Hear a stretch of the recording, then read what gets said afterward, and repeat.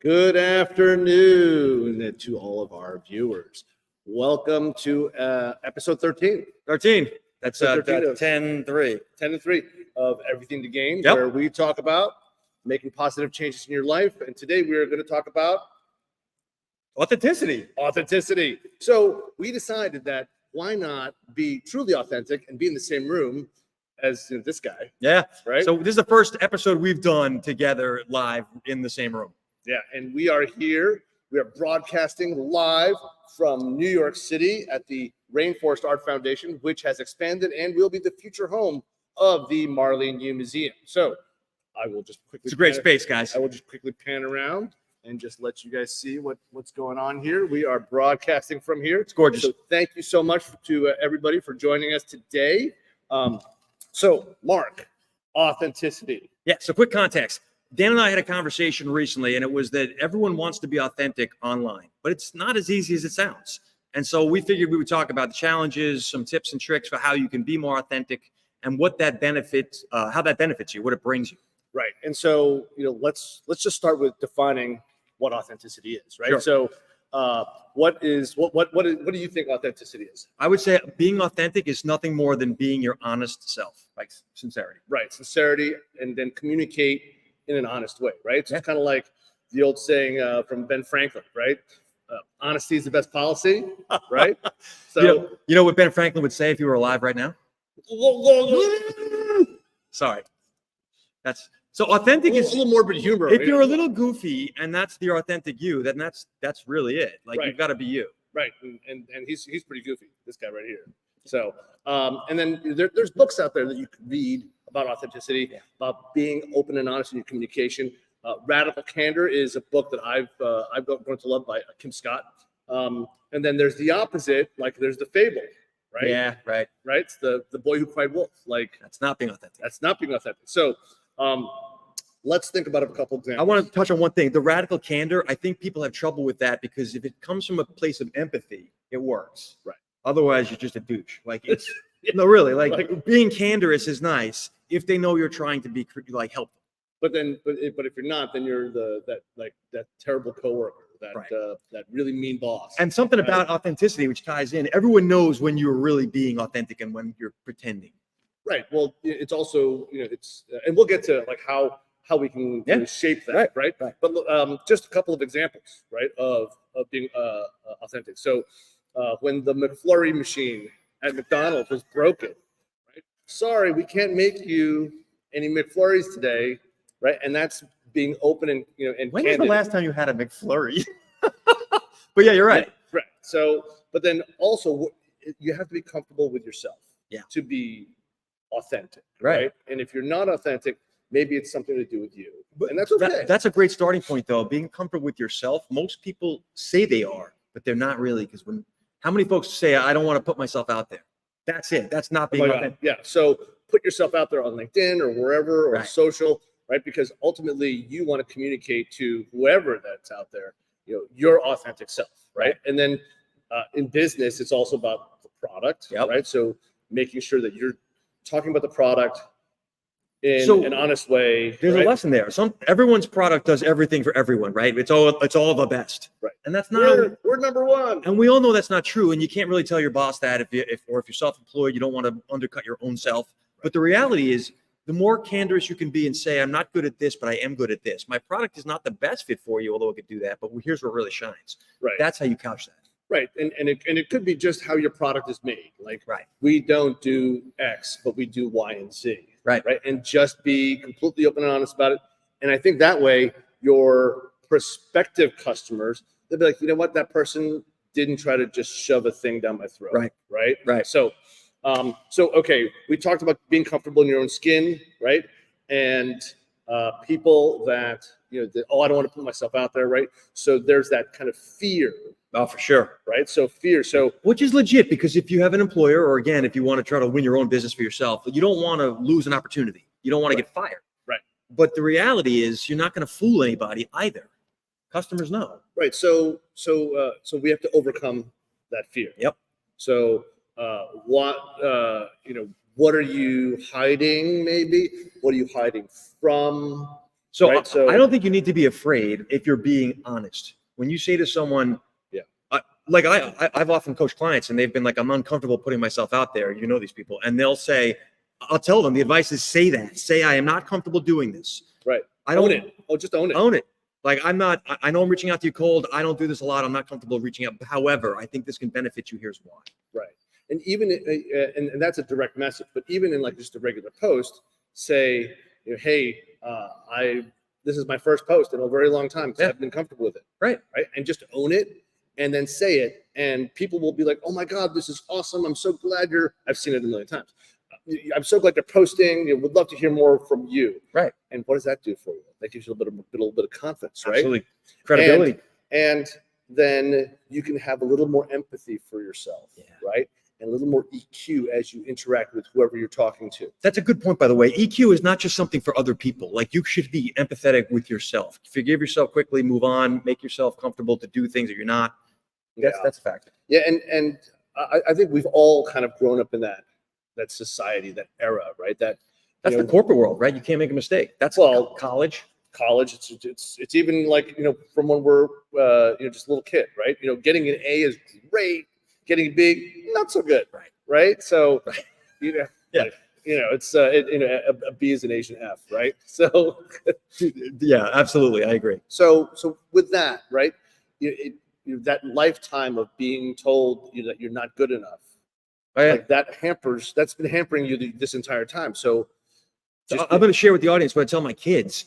Like you have to be your own greatest cheerleader in life because there's going to be no shortage of peanut gallery to tell you suck. So you want to be authentic. It starts by accepting yourself and owning yourself. Right. So it's okay. Whatever your story is, whatever it is, it's okay. Just own it and then talk about it. Right. And even talk about things like everyday things, right? The everyday thing, like if you're walking your dog and you're posting about it, or you're going to go see a client and you're posting about it, those are everyday things that you can do. So the benefits of authenticity.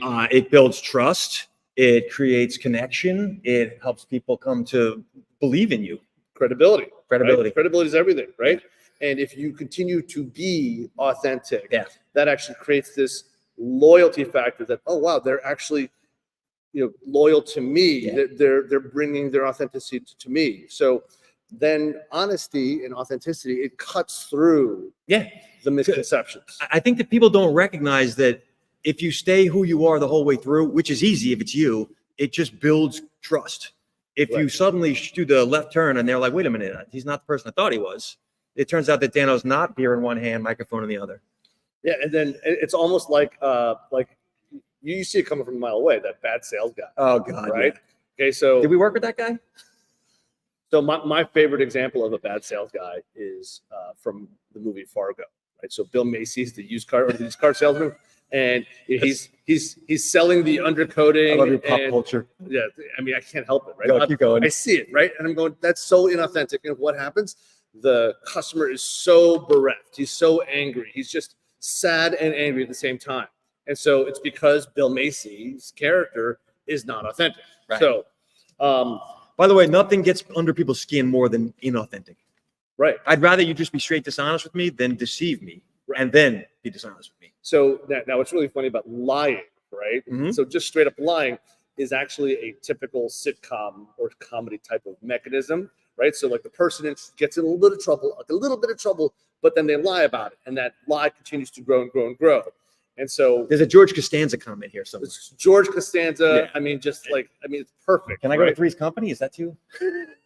Any sitcom. I mean, like there's always they're all Ted Lasso. They're all. There's a kid or whoever they're usually the dad. Right? It's always the dad. Like oh no, I forgot to do the thing, right?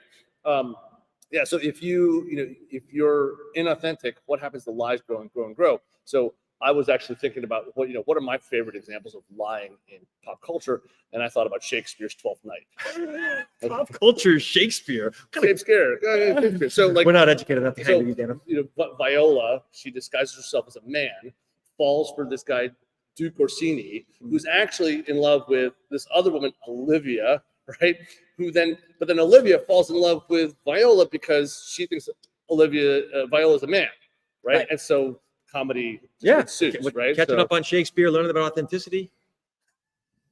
What else can you do on a Thursday? It's true though. You're right, and I think that not the lying factor is every sale's gone wrong. There was some form of inauthentic, some form of inconsistency. Right. Or as in trading, right? Erroneous? The like a bad trade. Like you would call it a wooden ticket. Yes. The wooden ticket. You'd have a trade like, I really screwed this one up, and you just like throw it in the drawer. You throw it at the bust adjust. Yeah. So you would just kind of like hope it works out. And what ends up happening is that little lie will just grow and grow and grow. Guaranteed. Yeah. Guaranteed. So now that we know about the overcoming fear and kind of the bad examples of being authentic, right, or the opposite of authentic. Now, what would be the competitive advantages of being authentic? Oh God, like people want to do business with you. Number one, if I don't like you but I trust you, like that happens. Believe it or not, there's people that I think I don't want to hang out with them, but I would do business with them. There's people that. No, it's true though. Like once that you've gotten that trust factor built, and they know who they're dealing with. Let's put it that way. Right. They're going to want to do business with someone that they're on the level. Right. And so that actually is a competitive advantage because now they'll say, I'm going to go there because I know that product or that person that's going to cover me. Right. And actually, you told me this story about when you went to the bank in London. Which one? Well, you visited the bank in London and they liked you enough. Oh yeah. Said, okay, great. This is going to work out. Let's go have a pint of beer. Yeah. Right. Yeah. So the funny part was he threw all my sales material in the trash. Everything I said, everything I showed him, he didn't care. He was like, I just want to know who you are, Mark. That was and it's true for you. It's true for all of us. Right. And so being authentic, is that attractor. Yeah. Right. And it's so easy because no one does it. It's like, this sounds ridiculous, but being nice, being honest, being trustworthy in business becomes a differentiating factor. It's horrible, but it's true. Right. And then ends up that a lot of people get called out for being authentic. Oh yeah. Right? Like, I love how authentic you are. How often do you hear that? You hear that all the time. I know you do. Well, I think you do too as well. But I think people that have been authentic, like in, famous people like Prince Harry, he gets called out for being authentic, right? Taylor Swift gets called out for being authentic. Right, Malala Yousafzai got shot in the head because she was authentic, right? Dave Grohl, right? Like they all of these people, they were authentic, true to themselves, and then what happened? They actually made it through. Oh yeah, and by the way, people root for other people who are making it when they're authentic. Right. You want those folks to win. So okay, strategies for authenticity. What can we do? What are the tips? All right, tricks of creating an authentic persona online. All right, number one, you never want to be making stuff up on the spot ever. So you always want to go into any situation of business prepared. I know that sounds basic. It sounds like your mom, right? But it's like, otherwise, the minute they feel like you're grasping and spinning your wheels and trying to, that may be true because you're trying to remember stuff, but it comes across as inauthentic. Right. And so the 7 Ps, right? Proper prior planning prevents piss poor performance. That's a lot of letters. That's a lot of Ps. It's 7 of them. I'm going to use the restroom. So the 7 Ps, you got to prepare, right? Then it should be, ready to go. Yeah. Right. So when you go in prepared, people automatically feel like they're in good hands. Right. Right. So then after that, got to show up. Right. So often and consistent. Consistency matters. I think that if you are always the same person every time and you do what you say you're going to do, that builds authenticity. Yeah. And so, okay. So, but it also lets people know that you care, right? Yeah. You care enough to show up again and again and again. Right. And honestly, expressing that. How often have you, I've seen you do this. I really want you to know I appreciate your business. Simplest sentence in the world and nobody says it. Right. I appreciate and for prospects, I appreciate the opportunity to compete for your business. Yeah. Right. Right. Like of course I appreciate it, and I might as well spell it out instead of just saying, thanks for the meeting. Yep. Right. No, I appreciate the opportunity to compete for your business. Little behind the scenes here. I'm on my way here for this recording, and Dano hits me up and he's like, I just want you to know I really appreciate you making the effort. And I respond, I really appreciate the honor of the invitation. And like, it wasn't being fake. It's like, once you build these habits, you build these habits. Well, I appreciate that you appreciate that. I appreciate that you came here. So customers don't get told they are appreciated enough. No. You got to really go to that level where you spell it out for them. I was working for an investment bank in 2004. You can check my LinkedIn if you want to know which one. And I call up a customer, and it's a big one. And the customer cuts me off and says, I just want you to know I hate your bank. I hate everything about it. I have to do business with you guys. So hopefully I'll like you. That's the intro. I was like, all right, I can work on that. Wait, is he coming tonight? 60% chance. So anyway, how else? What else can we do to build authenticity? What's a tip? Well, I think showing appreciation and then actually doing the thing that you said you were going to do. Yep. Right? Being transparent, right, is so key, right? So yeah, and we talked about that before, like just owning the limitations of the services or the products that you offer, right? So if you can own that, just own it. yeah. So it's okay. Everything's going to be fine. For those who come from the Wall Street world will know this. It's always you want to be top 3 in everything, right? You want to be top 3 in investment bank, top 3 in trading. But they know.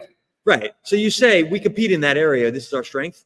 You don't want to say I suck in this, but you want to let them know, I know that you know the truth. I trust you and I'm telling you where we can really help you. Right. So when you embrace the vulnerability, when you Embracing vulnerability is a tip. Right. The limitations. So vulnerability and limitations, that's a little bit different, but it actually is kind of the same thing, right? Because it all ties. You know what else? What we're doing right now? It's sharing stories. Storytelling. Yep. When you give people a little inside scoop and tell them a bit about how you got to where you go, they're like, all right, I'm in. I'm bought in on this person. Stories. Very endearing. And this guy likes to tell stories. This guy over here. You of all people. Well, so by the way, and then in every chat that we have, even though we've known each other for 30 years, 30 years this year, possible. We still do the thing where we say, hey, is there anything that I or my network can do to help you? Yeah. Right. You just offer the help. But there always is. There's always something that you didn't think of or I didn't think of that like, oh, I didn't, you know what? I'm working on something that there may be some overlap. Right. I think the reason why we're always comfortable in asking that question of each other as well as other people is we understand there's timing involved, right? So you asking the question to whoever 3 weeks ago, oh, I don't need anything today. But if you ask that question today, like, oh yeah, actually times change. Because you never know, right? Because it's just a spur of the moment, right? And that's the sales cognitive gap technique. One of my favorite phrases is just put it in your back pocket. I don't know if I can help you or not, but keep it in your back pocket. Know that I'm there if you need me.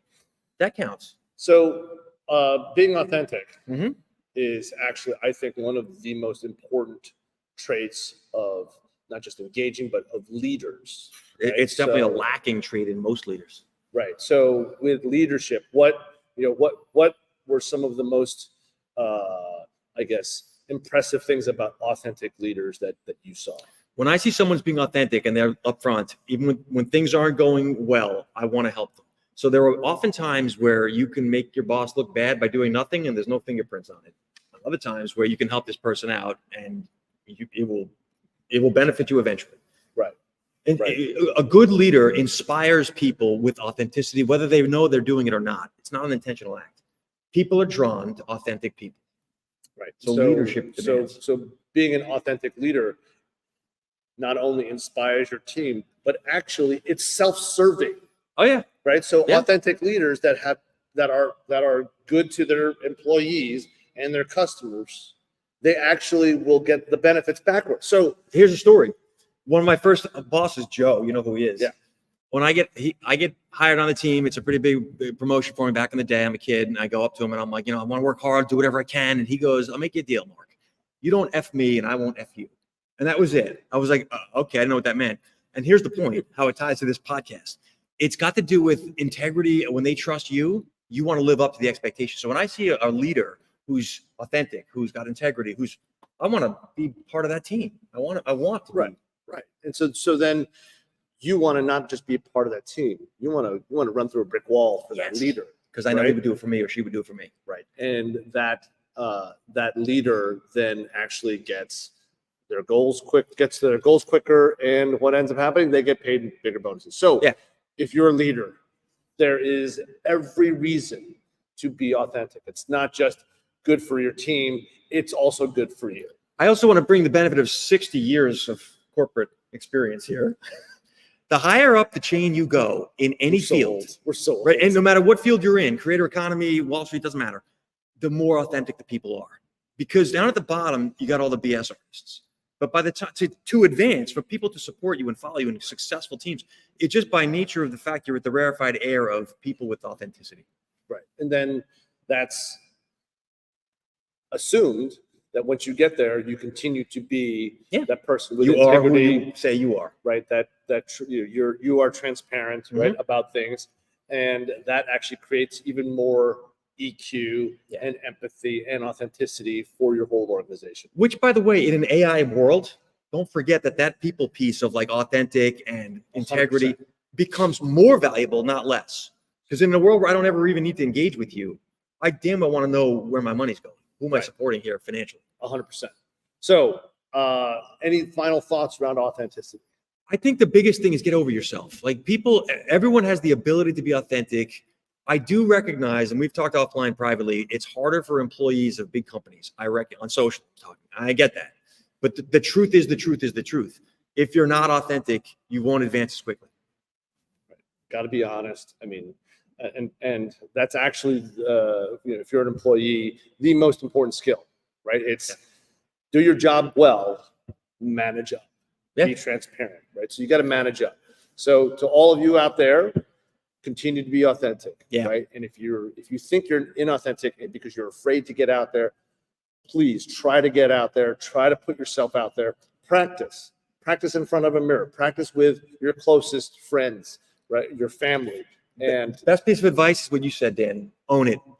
Like just say, I'm not comfortable doing this, but this is my best effort at it. I'm learning. Right. People support people like that. Yeah. And actually when you get that little bit of support, it feels just so good, right? To get the little shot of dopamine in the arm, right? And like, oh, wow, somebody liked my post, right? Of me trying to be authentic. Somebody liked it. And then they said, oh, let's have more of that. Okay, I'll do another one and another one. Years ago, I used to do this Instagram walks to the reels. You remember this? I'd be walking to work and I would give a sales tip. And I got made fun of for that a lot in the beginning, but then pretty soon it was getting me job offers. So like my point is, in the beginning, it's uncomfortable, but over time it bears fruit. Right. And it's all about that, having that courage, right? So being brave enough to suck at something new, right? We're doing this live here at a museum.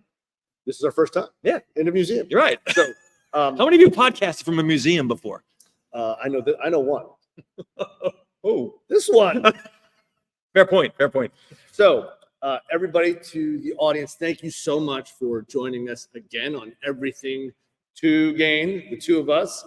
The E2G Show. We are at E2G Show on YouTube and on Twitch. You can watch this video again and again if you really want to on YouTube at E2G Show. I want to thank DJ Metronics for our intro and outro music. So thank you for listening this week. We appreciate the support. Yeah. Great weekend. Next week, back here, looking live. YouTube, Twitch, Everything in the Game. Peace out, everybody.